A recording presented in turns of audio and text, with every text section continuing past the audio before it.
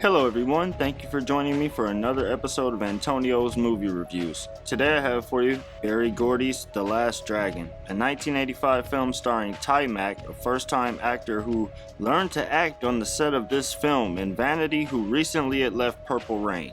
The film also stars Julius J as Sho'nuff, who calls himself the Shogun of Harlem. The movie is set in New York City. These karate movies all seem to begin with philosophical scenes before we get to the action, and this one was no different. Leroy is told that he has touched the final level and no longer needs a master. He tells him that he'll know when he achieves the final level when a mysterious glow all over his body begins to show. In one of my favorite scenes, we see Bruce Leroy eating his popcorn with chopsticks when Sho'nuff shows up to the movie theater and starts causing some problems. Legendary Bruce Leroy catching bullets with his teeth. We meet gangster Eddie Arkadian and his girlfriend Angela, who own a club where Vanity is the DJ. She is absolutely stunning in this movie. She steals the camera in all of her scenes. I mean Vanity, not Angela. Prince had given us two beautiful actresses out of nowhere with her and Apollonia. This movie, in my opinion, could have been 10 times better if not for the silly plot of the gangster popping up every 10 or so minutes. That's like screen time that could have been given to Sho'nuff or even Vanity in more of a character development role. We see Bruce Leroy in action when Laura Charles is kidnapped, basically, because the gangster wants her to play his girlfriend's wacky music video, at the club. Leroy easily handles his thugs, though, and he saves Laura Charles. Wow. He drops his medal given to him by the master, and she finds it. Yeah. Maybe they're more your speed. Get it, girls. Maybe you can get a ride. That's about it. Love to peel this banana.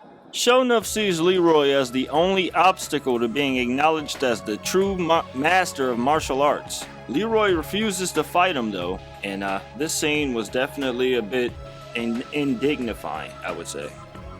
Now, who's the master? Sho'nuff! I really like these scenes involving Leroy's family, who proudly runs New York's best black pizza parlor, and his little brother. Every weekday night at 8 o'clock. Lord Charles. I would like to see her. Yeah, baby. Do it. What it be like? Leroy's little brother wants Laura to himself. Well, I don't know, Miss Charles. I only do what I'm told. We try for perfection. Laura is again kidnapped because he wants her to play his girlfriend Angela's music on her program. Eddie Arkadian is definitely one of those cliche gangsters that you've seen in 100 other films.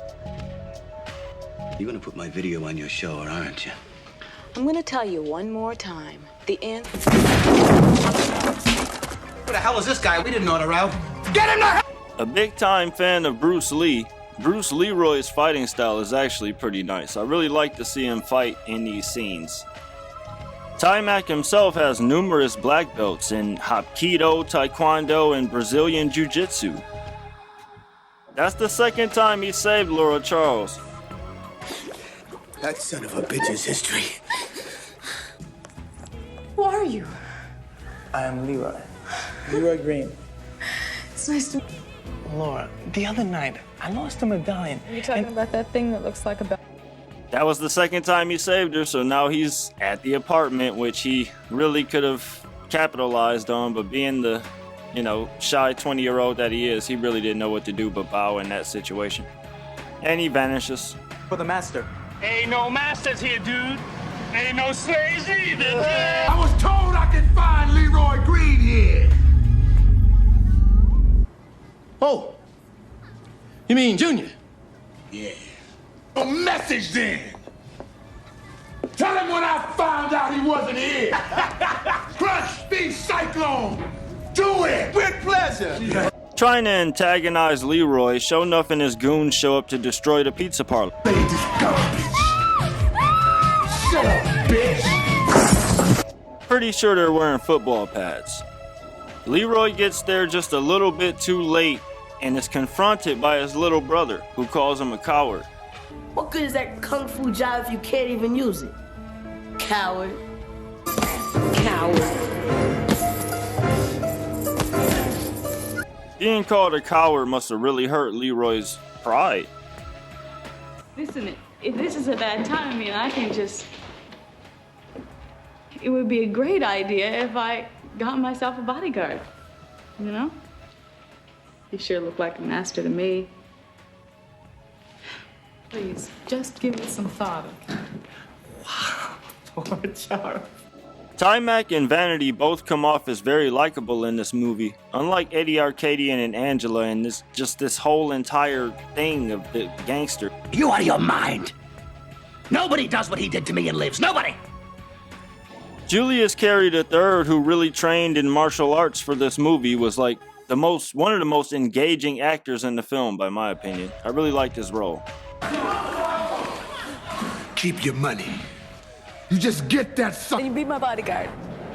I'd love to, but I must complete a mission first. Hey, don't move. I'll be back in 5 minutes. Don't disappear, okay? I'll be right back. If these hands belong to a master... Like Bruce Lee. Yes, exactly. He is very shy, and he came to me for advice, and I... At this point, the movie's basic situation is set up. Bruce Leroy must defeat the Shogun and the gangster and win the girl, of course. For this movie to have come out in 1985, it has a lot of technologically significant scenes. It has like cuts from Bruce Lee, and these disco backdrops and everything are from Motown, who backed the film. I must go. Now! I don't understand what you see in him.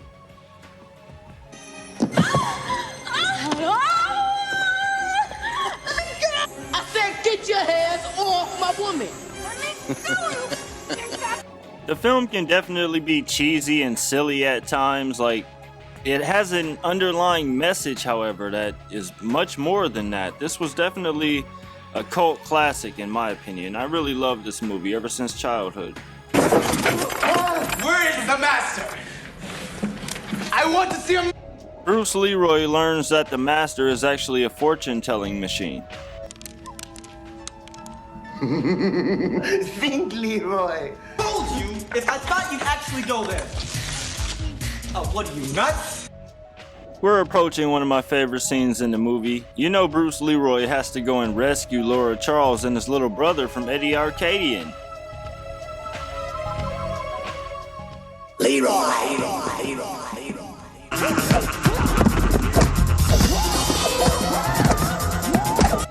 This movie had great martial arts, although some of the scenes were kind of goofy at some points, like this one. But it had a lot of messages like internal confidence and strength.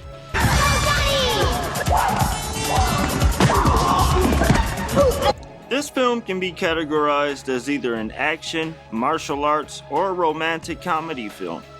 The martial arts scenes wouldn't work so well if the romance element wasn't included. For me, Vanity is just so beautiful. I was heartbroken to read what had become of her. Regardless, this movie is one entertaining ride. I will not miss.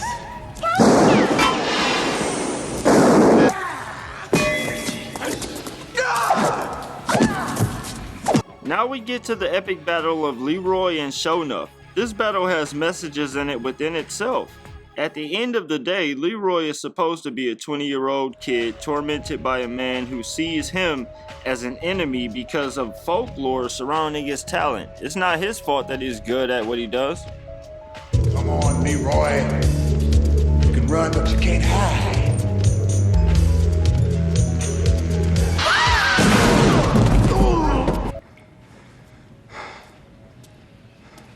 Leroy!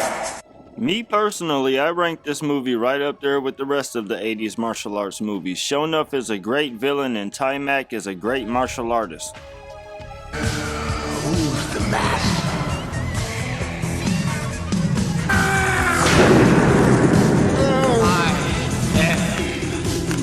Yeah, there's no doubt that the master wasn't kidding about that glow, and as far as special effects, this movie was definitely on a higher scale for 1985.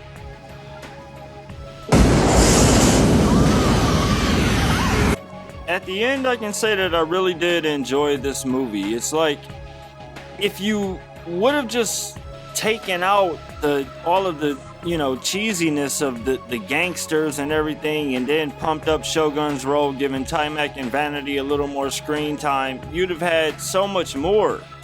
Thank you for watching. Please don't forget to subscribe.